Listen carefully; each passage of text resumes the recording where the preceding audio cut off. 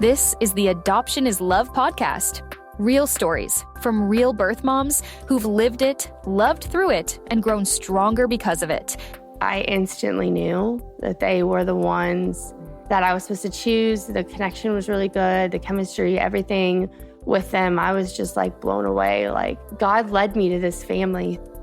In this episode, birth mom Brittany shares her real journey, from abortion to open adoption, and how taking control of her choice left her feeling empowered.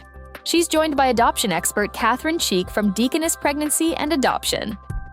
Can you share a little bit about your life and circumstances when you found out with your most recent pregnancy? I had found out I was pregnant back in 2017. And at first I didn't believe it because I was like, there's no way. But I had felt so sick and I hadn't had my period or anything. And that's kind of a sign. So I took a pregnancy test, found out I was pregnant, but I still didn't believe it. So took another one. And then I ended up deciding to tell the guy that I was with that had got me pregnant because he actually wasn't supposed to have any more kids because he got fixed. But his surgery apparently didn't work. So he got me pregnant. And so he didn't want any kids. So we decided that I was going to have an abortion.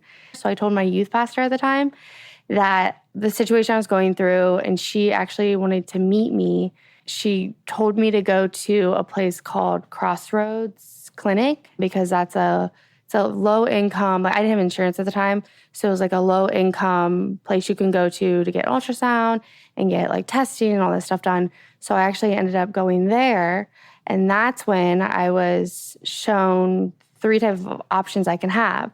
Long story short, I did cancel my abortion appointment because I was like, there's all these other options that I have. I knew I couldn't keep them. I didn't want to go through abortion because I had already gone through that before. And so then I was like, okay, there's a thing called adoption. And I had only seen adoption on Lifetime movies. So to me, that's like my image of what adoption is, like many people. So for me, what I ended up doing was at this clinic, which was really cool, you list out your pros and cons for each option. So you have adoption, abortion, and keep. And then you list your pros and cons. And me adopting was like where all my pros were. There weren't really any cons to it. It was literally all pros. And so that's when I was shown the different adoption agencies I can be part of. That's when I decided that Deaconess would be a place that I was interested in. It being a Christian organization, that was something that interests me. But then I was like, all right, tell me more. And so then that's when I ended up choosing Deaconess. And then I met with Catherine. Yes, you did. And that's kind of like my story of how everything began. So you talk about going to options counseling at this Crossroads Center. Mm-hmm. What did you think when you saw that ultrasound? Wow, I was in shock still because I was just like, how am I pregnant? This is crazy. This guy wasn't supposed to be able to get anyone pregnant. So it's true. I was 12 weeks at that time, and I was just like, wow, there's like a life inside of me. This is really serious. And I don't think God, if you believe in God or not, God did lead me. I believe, this is my opinion, I believe that God led me to choose adoption. He had a family waiting for this little boy that I ended up having. So that kept going around in my head the whole time was, wow, like there's this living thing inside of me. And thinking back, had I not chose adoption, that would have been an awful thing for him. You had shared that you'd had some previous experience with other pregnancies. Yes. What did that look like? So I've had an abortion before, which was years ago. It was an awful experience. I would not want anyone to go through it. I thought when you get pregnant, your only options are abortion or keep. That's all I ever knew. And so at that point in time, that's what I felt like was best. Found out that wasn't true, but if anyone ever talked to me about it, I would tell them it was just a horrible experience. I also have a daughter. I had her 17 years ago. Being pregnant with her was my first time being pregnant. So that was quite the experience with being nauseous and, morning sickness and everything. I didn't even know that was just a lot. But then having her, she had a lot of medical problems when she was born. So that was like a lot to take in. But after having her, then I ended up being a single parent. Just taking care of a child's a lot of work. Yes, it is. So I'm like, wow. And so that gave me insight into There's no way I could, have another one by myself, because just taking care of her on my own has just been a lot of work. You talked about meeting me after hearing about Deaconess pregnancy and adoption. What was that meeting like, and how did you feel? Well, I was curious, nervous, scared, like all the emotions you could have in a situation that you've never been in before. So that was something that I was excited about it, because I was like, all right, I'm going to learn about something new.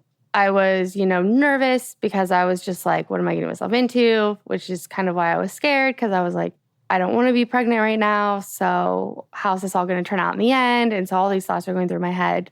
But I felt like the more information I got on adoption, the less nervous I became, the less scared I became, because I've found out that there's so many people out there that can't have kids, that wait so many years to have a baby, and their only option is to wait for a baby. And so then for me to sit here not wanting to be pregnant, but be able to give this baby to a family, like I just learned all that through going through this whole process and through Deaconess, and just it was really amazing. So did you have any support as you made your adoption decision while you were pregnant? I did tell my mom about it. My daughter was little at the time. She didn't really understand the whole thing. I ended up not telling her until a little bit later because she was just so young.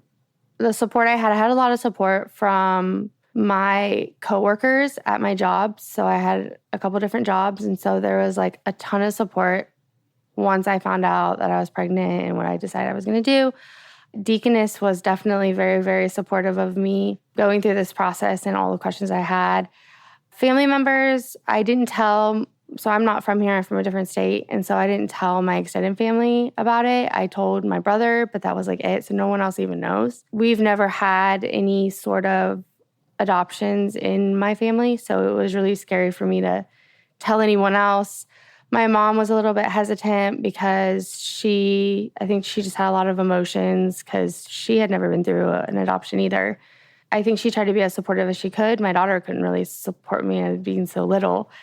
I had some support, probably not as much as I wanted, but I had a lot more support than I would in general, I guess.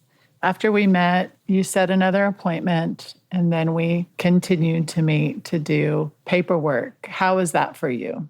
So that, at first, it felt a little overwhelming just because there's so many different families, and there are these books that you look at and these papers that you look at first, then you look at books. And so to see all these different families, but then to be able to narrow it down to one, at first it was very overwhelming because I'm just like, there's so many people that can't have kids that want to adopt. But then on the other hand, now I can bless a family with this child that I know I can't keep. So reading stories, having to choose, I was pretty picky on who I wanted to choose because I had to think, what kind of parent would I have wanted growing up? And what things did I not get to experience that I wish I could have? And there's so many things going through my head when I'm reading all these stories of these different families. And so, narrowing it down from that made it a little bit easier. It was still like, I kept doubting, like, am I picking the right one? Like, what do I do? So as I continued to do it, though, it started to get a lot easier because I started narrowing it down.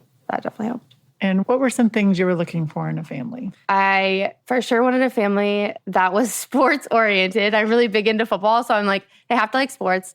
I love pets, so they have to like pets. I wanted them to eat well. Like I had some crazy stuff. Like I wanted them to be healthy. I didn't want their favorite restaurant to be a fast food restaurant. I wanted to make sure they were like fit and they worked out. And there was like, it was just all this stuff that I'm like, this is the family I wish I would have had growing up. I wanted a family that had relatives that were close by because all my family is 14 hours away since I moved to Oklahoma. If I could have kept my child and made up how the life of that child should be, I would want him to be with a family that there was the mom that could stay at home and her extended family is close by so you can see them. And she's outgoing. Like I wanted her to be like me and likes people because I'm very outgoing and I like to meet new people. And so I wanted this child to grow up with someone that was similar to me too. That was something that was really important. Seeing how these couples met and then seeing where their family was and seeing what are their extracurricular activities. That was just all that stuff was really important to me.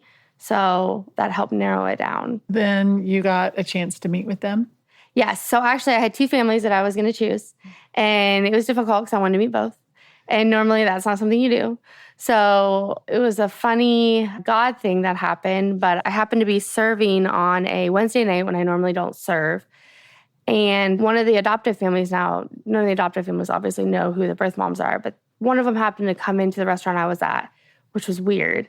And then they happened to sit in my section, which was really weird. And so then I happened to meet this family, one of the families I was going to choose. And I knew right then that that family wasn't the right fit, but it was just like, how coincidental is it for a family to come in that you want to choose and they sit in your section, you serve them, and then you find out right away, this isn't the family that I want. The whole thing was just, it had to have been a God thing. So I ended up not meeting them, so it narrowed down to one family.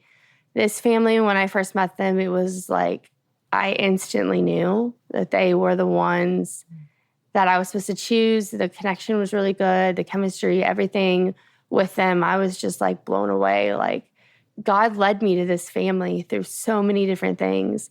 And in the beginning, I wanted a family that maybe didn't have any kids. But then once I kept going on, I was like, no, I don't want my kid to be a test child.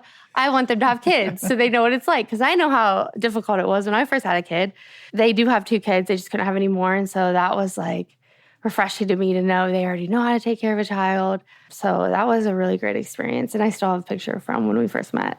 That's really neat. Super cool. Yeah. That's great. And I have such a great relationship with his parents that for him to know like why he came into this world, how he came into this world, and all the situations behind the scenes stuff of like, who's my birth dad and who's my birth mom and do I have siblings? And just, I'm there to give him all those answers. That's great.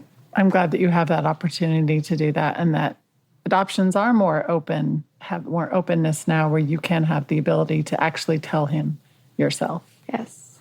Thank you so much. Thank you so much for the questions. And I love doing these type of interviews and answering questions and educating people and women about the whole situation with adoption. And thanks for listening to the Adoption is Love podcast, brought to you by Deaconess Pregnancy and Adoption. If you're curious about open adoption or just need someone to talk to, an adoption specialist is available at adoptionis.love.